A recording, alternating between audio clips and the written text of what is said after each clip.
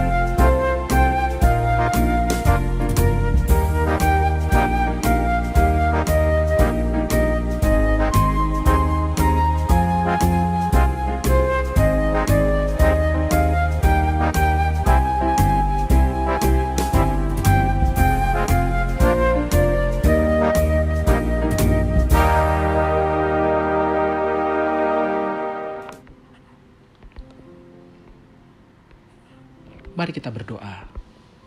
Tuhan Yesus Kristus, Juru Selamat kami yang hidup, kami mengucapkan syukur untuk kebaikan-Mu yang senantiasa memelihara kehidupan kami. Kini tibalah saatnya bagi kami untuk membaca dan mendengarkan firman-Mu. Berikanlah hikmat-Mu kepada kami Tuhan, agar kami mengerti apa yang menjadi kehendak-Mu. Inilah kami anak-anak-Mu, kami siap menyambut firman-Mu. Di dalam nama Tuhan Yesus kami berdoa. Amin. Lukas 16 ayat 1 sampai 10. Dan Yesus berkata kepada murid-muridnya, ada seorang kaya yang mempunyai seorang bendahara. Kepadanya disampaikan tuduhan bahwa bendahara itu menghamburkan miliknya. Lalu ia memanggil bendahara itu dan berkata kepadanya, apakah yang kudengar tentang engkau? Berilah pertanggungan jawab atas urusanmu, sebab engkau tidak boleh lagi bekerja sebagai bendahara. Kata bendahara itu di dalam hatinya, apakah yang harus aku perbuat? Tuanku memecat aku dari jabatanku sebagai bendahara. Mencangkul aku tidak dapat, mengemis aku malu. Aku tahu apa yang akan aku perbuat supaya apabila aku dipecat dari jabatanku sebagai bendahara, ada orang yang akan menampung aku di rumah mereka. Lalu ia memanggil seorang demi seorang yang berhutang kepada tuannya. Katanya kepada yang pertama, berapakah hutangmu kepada tuanku? Jawab orang itu, 100 tempayan minyak. Lalu katanya kepada orang itu, inilah surat hutangmu. Duduklah dan buatlah surat hutang lain sekarang juga, 50 tempayan. Kemudian ia berkata kepada yang kedua, dan berapakah hutangmu? Jawab orang itu, 100 pikul gandum. Katanya kepada orang itu, inilah surat hutangmu, buatlah surat hutang lain, 80 pikul. Lalu tuan itu memuji bendahara yang tidak jujur itu, karena ia telah bertindak dengan cerdik. Sebab anak-anak dunia ini lebih cerdik terhadap sesamanya daripada anak-anak terang. Dan aku berkata kepadamu, ikatlah persahabatan dengan mempergunakan mamon yang tidak jujur, supaya jika mamon itu tidak dapat menolong lagi, kamu diterima di dalam kemah abadi. Barang siapa setia dalam perkara-perkara kecil, ia setia juga dalam perkara-perkara besar. Dan barang siapa tidak benar dalam perkara-perkara kecil, ia tidak benar juga dalam perkara-perkara besar. Diberkatilah kita yang membaca, merenungkan, dan melakukan firman Tuhan di sepanjang kehidupan kita setiap hari. Hosiana. Saudara terkasih, di dalam Injil Lukas pasal 16 ayat 1 sampai 10, yaitu di dalam perumpamaan yang Tuhan Yesus sampaikan kepada murid-murid, kita melihat ada seorang yang mengemban jabatan sebagai bendahara dari seorang kaya. Sebagai bendahara, dia dituduh telah berlaku korup kepada tuannya. Ia menghambur-hamburkan uang milik tuannya. Kata menghambur-hamburkan dalam teks ini diterjemahkan dari kata Yunani diaskorpizo, yang dapat berarti menghamburkan, memboroskan, menyia-nyiakan, atau menebarkan ke berbagai penjuru.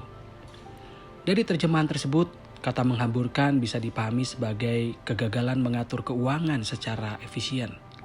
Misalnya, dalam satu ruangan, sang tuan hanya membutuhkan 4 pelita untuk menerangi seluruh ruangan, tetapi bendahara ini malah membeli 20 pelita. Sisa pelita itu menjadi terbuang percuma dan hanya menghamburkan keuangan sang tuan saja. Selain kegagalan mengatur keuangan secara efisien, kata menghamburkan juga bisa dipahami sebagai berfoya-foya, yaitu suatu tindakan mempergunakan uang sang tuan untuk kepentingan pribadinya. Misalnya, bendahara ini membeli jubah mewah dengan harga fantastis dari uang milik tuannya untuk dirinya sendiri. Perbuatan korupsi bendahara ini ternyata tercium oleh tuannya. Ia telah berlaku tidak jujur kepada tuannya. Tuannya berencana untuk memecatnya. Si bendahara ini menimbang bahwa jika ia sudah resmi dipecat, tidak mungkin baginya untuk mencari nafkah dengan melakukan pekerjaan-pekerjaan kasar. Selama ini, ia bekerja dengan kepalanya, bukan dengan tangannya. Jika ia harus mencari nafkah dengan mengemis, itu akan membuatnya malu karena masyarakat melihatnya sebagai orang yang terpandang. Setelah menimbang, ia menemukan solusi dari masalah yang akan menimpanya. Ia bisa mendapatkan perlindungan atau jaminan hidup pasca pemecatannya dari orang-orang yang selama ini berhutang kepada tuannya.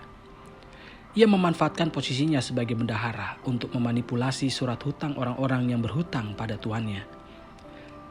Kepada seorang yang berhutang 100 tempayan minyak, kepadanya hanya ditagihkan 50 tempayan minyak. Jadi yang seharusnya ia mengganti 5.500 liter, cukup hanya ia mengganti sebanyak 2.250 liter saja. Kepada orang yang berhutang 100 pikul, ia hanya mengganti 80 pikul saja. Sudah terkasih, sekalipun nampak berbeda potongannya, yang satu 50% dan yang lain 20%.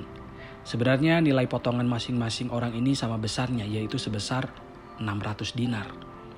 Untuk mendapatkan 600 dinar, seseorang mesti bekerja selama 600 hari atau sekitar hampir 2 tahun. Perbuatan si bendahara ini dipandang sebagai perbuatan baik dan hutang budi oleh orang-orang yang berhutang kepada sang tuan. Hutang budi inilah yang dijadikan oleh si bendahara sebagai jaminannya saat ia dipecat oleh tuannya suatu saat nanti. Yang mengherankan dari kisah ini adalah sang tuan malah memuji tindakan bendaharanya itu. Padahal seharusnya sang tuan marah karena ia dirugikan oleh bendaharanya, karena telah mengurangi nilai tagihan kepada orang-orang yang berhutang kepadanya. Sudah terkasih, kita tidak melihat kemarahan sang tuan, karena sebenarnya sang tuan tidak mengalami kerugian sedikit pun. Dalam kehidupan masyarakat saat itu, para pemungut cukai dan para bendahara, orang-orang kaya, seringkali menagih uang dengan jumlah yang lebih besar daripada yang seharusnya dibayarkan kepada mereka. Dari uang lebih itulah para pemungut cukai dan para bendahara ini memperoleh keuntungan, di samping gaji yang mereka dapatkan. Potongan hutang yang diberikan oleh si bendahara kepada orang-orang yang berhutang kepada tuannya sebenarnya adalah potongan dari uang lebih yang ditagihkan kepada mereka. Si bendahara ini meniadakan uang lebih yang ditagihkan kepada mereka dan mengubahnya menjadi investasi berupa hutang budi. Melihat taktik si bendahara ini, sang tuan memuji kecerdikannya. Si bendahara bisa memanfaatkan kuasa dan wewenang yang dimilikinya untuk memperoleh rasa aman dan jaminan melalui hutang budi. Melalui perumpamaan ini, Yesus hendak berkata, jika anak-anak di dunia saja bisa memanfaatkan kesempatan yang mereka miliki dengan cerdik untuk mencapai tujuan mereka sendiri, demikianlah anak-anak terang. Anak-anak terang perlu memanfaatkan waktu dan kesempatan yang ada dengan cerdik, agar mereka bisa menghadirkan tanda-tanda kerajaan Allah dengan efektif dan efisien. Di sini Yesus tidak sedang menganjurkan anak-anak terang menghalalkan segala cara untuk menghadirkan tanda-tanda kerajaan Allah di mana-mana, melainkan lebih menekankan pada kecerdikan mengolah waktu dan kesempatan. Kecerdikan mengolah waktu dan kesempatan digambarkan oleh Yesus dengan hikmat dalam menggunakan uang. Yesus menyebutnya mamon yang tidak jujur. Kita bisa memulainya dengan mengikat persahabatan dengan banyak orang menggunakan uang. Bukan dalam pengertian yang negatif, misalnya suap, melainkan dalam pengertian yang positif. Contohnya adalah dengan uang yang kita miliki, kita bisa menjalin pertemanan dengan tetangga kita dengan membawakan mereka oleh-oleh saat kita pulang rekreasi. Kita akan memberikan uang bensin atau orang bilang biasanya uang rokok kepada para pelayan publik di sekitar rumah kita seperti satpam atau tukang sapu. Kita bisa memberikan uang makan kepada tim pengamanan setempat di sekitar lingkungan gereja saat hari raya seperti linmas atau polisi. Mungkin pesan Tuhan Yesus ini agak mengganggu kita karena bagi kita persahabatan dengan sesama itu harusnya tidak dijalin dengan uang, tetapi dengan kasih dan ketulusan.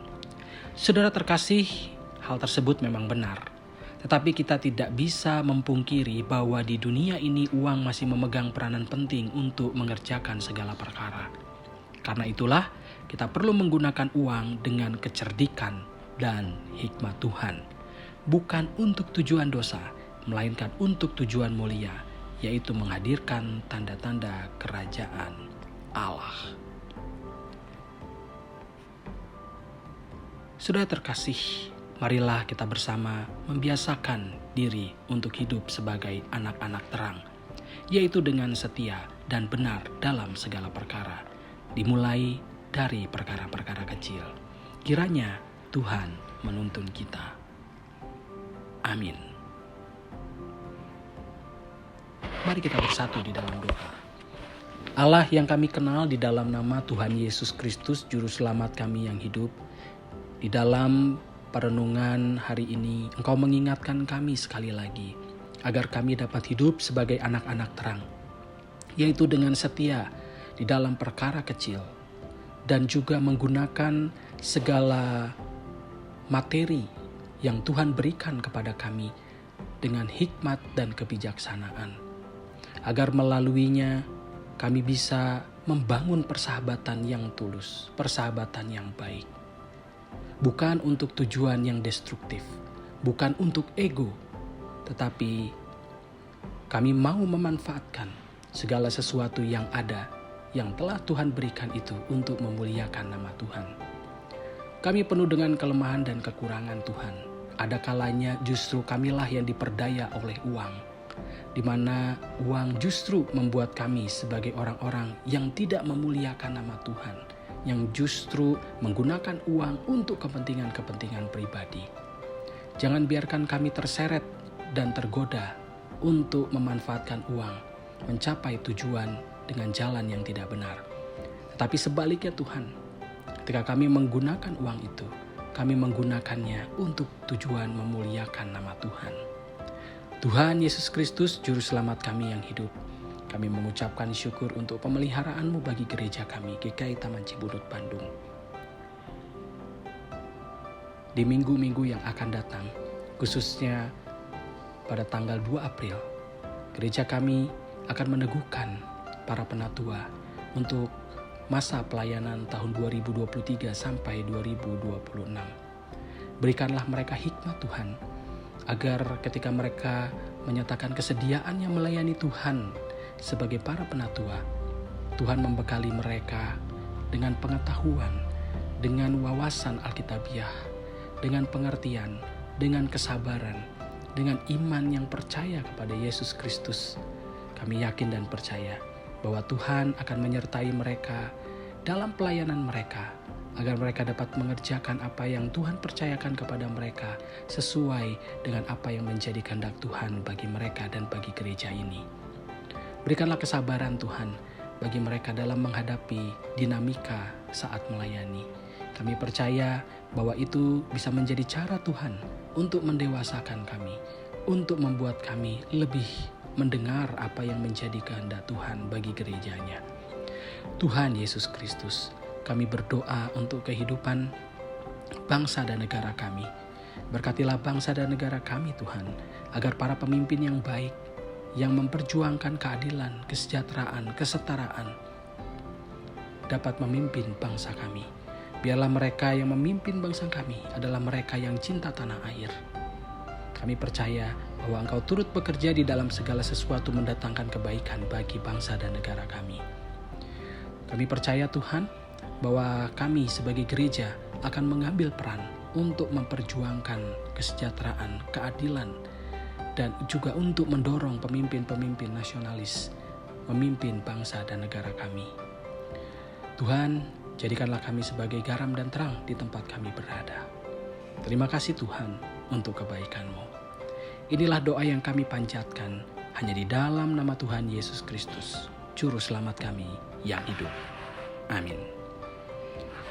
Sudah terkasih, persekutuan doa malam pada hari ini telah usai. Sampai jumpa di persekutuan doa di minggu yang akan datang. Tuhan Yesus memberkati.